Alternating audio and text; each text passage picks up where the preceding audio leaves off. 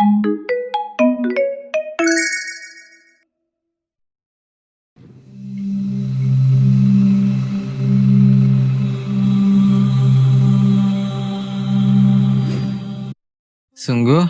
Allah tidak malu menjadikan nyamuk sebagai perumpamaan atau sesuatu yang di atasnya.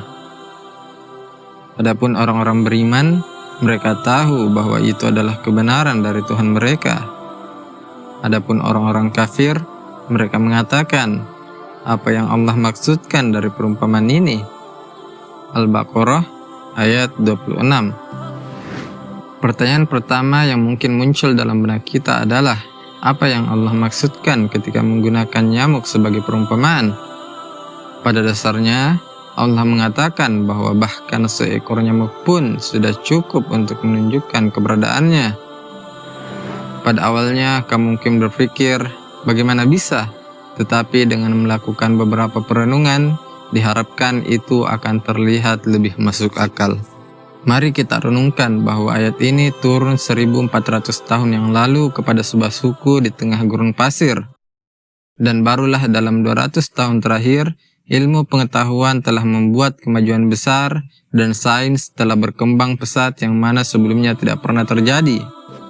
Apa yang kita kira nyamuk kecil yang tidak ada artinya, ternyata telah terbukti menjadi spesies fenomenal yang penuh dengan kecanggihan. Berikut ini adalah beberapa fakta yang saat ini telah ditemukan. Pertama, telur nyamuk selalu diletakkan di atas air. Ketika induknya meletakkan telurnya, ia menempelkan telur-telurnya hingga menjadi sebuah susunan yang menyerupai struktur rakit yang mencegahnya dari tenggelam. Dari sana, telur berubah menjadi larva yang berenang terbalik di permukaan air sambil bernafas melalui tabung. Kurang lebih seperti snorkel. Larva kemudian berubah menjadi pupa dan kemudian keluar sebagai jamuk dewasa dengan kemampuan bisa terbang dengan seketika. Serangga kecil yang telah menetas ini saat ini termasuk hewan yang paling mematikan di dunia. Mungkin kalian ada yang pernah bertanya-tanya, mengapa mereka memiliki refleks yang sangat cepat? Itu karena nyamuk memiliki sepasang mata majemuk. Setiap mata majemuk terdiri dari ratusan mata mini yang disebut lensa yang cekung. Setiap lensa mengambil gambar pada sudut yang berbeda yang diproses langsung oleh otaknya. Karena alasan ini, nyamuk dapat melihat hampir semua hal yang terjadi di sekitarnya pada waktu yang bersamaan tanpa harus menoleh ke belakang.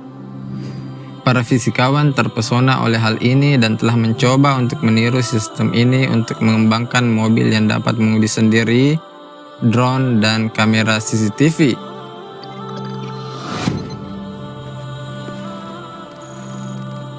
Nyamuk menggunakan sensor karbon dioksida untuk mendeteksi nafasmu dari jarak hingga 50 meter. Begitu ia menemukan jalan masuk ke kamarmu, ia kemudian mendeteksi panas dari tubuhmu untuk mendarat tepat di tempat ia akan memulai untuk menghisap darahmu. Inilah bagaimana cara nyamuk melihatmu dalam kegelapan di saat kamu sedang tidur. Secara menakjubkan, nyamuk menggunakan 6 buah jarum untuk menghisap darah dengan cara yang sangat canggih. Pertama-tama, ia akan menghilangkan lapisan pelindung dari jarum-jarumnya. Kemudian ia menggunakan 2 jarum yang bergerigi untuk mengebor kulitmu seperti gergaji. Kemudian 2 jarum lagi menahan lukanya agar tetap terbuka sambil 2 jarum lainnya mencari posisi pembuluh darahmu. Setelah pembuluh darah ditemukan, salah satu jarum menyemprotkan bahan kimia untuk menghilangkan rasa sakit dan membantu darahmu untuk mengalir. Dan jarum terakhir bertindak sebagai sedotan dan mulai menghisap darahmu. Saat menghisap darahmu, tubuh nyamuk akan memisahkan air dan memerasnya keluar dari punggungnya untuk menyaring nutrisi sebanyak mungkin. Terdengar seperti operasi bedah, bukan? Ini adalah gambar kaki nyamuk. Kaki ini terdiri dari serangkaian fitur kompleks yang melindunginya dan memungkinkannya hinggap di berbagai permukaan, seperti di air untuk memberi makan telur-telurnya. Adapun sayapnya, nyamuk mengepakkan sekitar 1000 kali setiap detik untuk membantunya untuk terbang. Jelas bahwa makhluk kecil yang hampir tidak dapat kita lihat dan mata telanjang ini dilengkapi dengan banyak sistem efisien yang memungkinkannya berfungsi dan berkembang biak. Sekarang, Mari kita lihat kembali ke ayat pada Al-Quran. Setelah Allah memberikan contoh seekor nyamuk, Allah kemudian berkata, "Dan apa yang ada di atasnya." Bahasa Arab yang digunakan untuk ini adalah fama fauqaha yang memiliki banyak makna, bisa berarti secara fisik ataupun secara ukuran. Coba tebak, semua definisi tersebut berlaku. Dalam hal ukuran, kita tidak perlu melihat terlalu jauh ke alam untuk melihat bahwa nyamuk tidak ada apa-apanya dibandingkan dengan apa yang ada di luar sana. Alam semesta begitu kompleks namun begitu sempurna sehingga berada di luar pemahaman manusia. Bagaimana dengan di atasnya secara fisik? Para ilmuwan telah menemukan bahwa beberapa nyamuk memiliki tungau air atau larva kecil yang hidup di atas mereka sebagai parasit.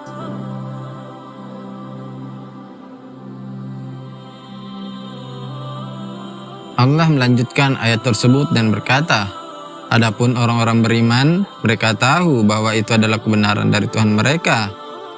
Sebagai muslim, kita tahu bahwa semua yang ada di sekitar kita mendemonstrasikan keberadaan Sang Pencipta.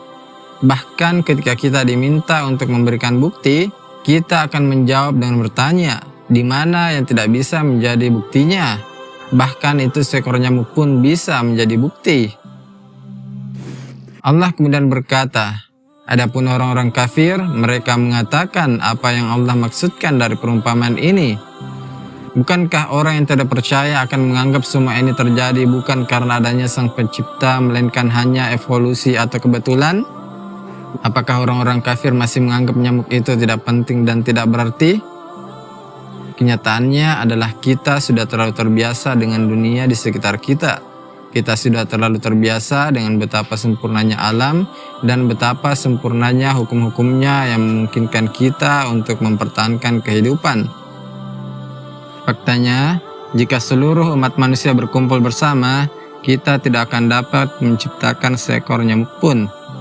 Dan jika kita mengumpulkan semua pengetahuan kita, itu bahkan masih sangat kecil dibandingkan apa yang masih belum kita ketahui. Namun sedihnya, beberapa dari kita percaya bahwa kita memiliki cukup kebijaksanaan dan kecerdasan untuk menyangkal adanya pencipta sebagai suatu kemungkinan hanya karena itu tidak masuk akal. Pikirkan hal ini. Untuk menyalin satu saja sistem pada nyamuk, kita butuh bertahun-tahun penelitian dan tim ilmuwan di seluruh dunia untuk menghasilkan sesuatu yang bahkan baru menyamai setengahnya. Namun nyamuk yang lebih ringan dari bulu dan hampir tidak terlihat justru penuh dengan sistem dan sensor-sensor yang memungkinkannya untuk hidup. Dan mengingat bahwa nyamuk hanya satu dari jutaan spesies berbeda yang ada di planet bumi saja yang masing-masing memiliki karakteristik unik. Bukankah ayat ini sangat luar biasa mendalam? Sesungguhnya Allah tidak malu membuat perumpamaan berupa nyamuk atau yang lebih di atas dari itu. Adapun orang-orang yang beriman, mereka yakin bahwa perumpamaan itu benar dari Tuhan mereka. Adapun orang-orang yang kafir mengatakan, apakah yang Allah maksudkan dari menjadikan ini sebagai perumpamaan? Dengan perumpamaan itu banyak orang yang disesatkan oleh Allah dan dengan perumpamaan itu pula banyak orang yang diberinya petunjuk. Dan tidak ada yang disesatkan oleh Allah kecuali orang-orang yang fasik.